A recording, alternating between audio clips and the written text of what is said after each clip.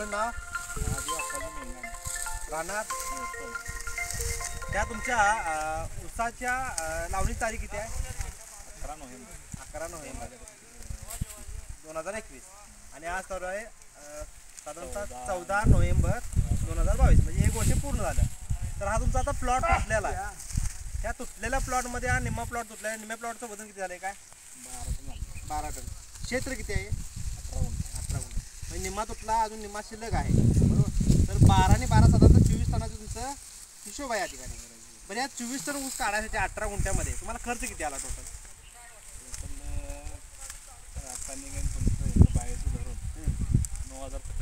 म्हणजे सेंद्रिय, जैविक आणि रासायनिक असं तिन्ही घटक मिळून तुम्हाला 9,000 रुपये खर्च आला, बरोबर.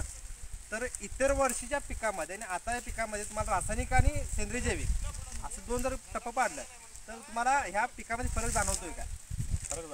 फरक जाणवतोय. जमिनीमध्ये काय फरक जाणवतो की जमीन भुसभुशीत किंवा खत बदललं. बरं, या ठिकाणी तुम्ही हा कॅनॉलच्या पाण्यावर ऊस आहे एकंदरीत, बरोबर.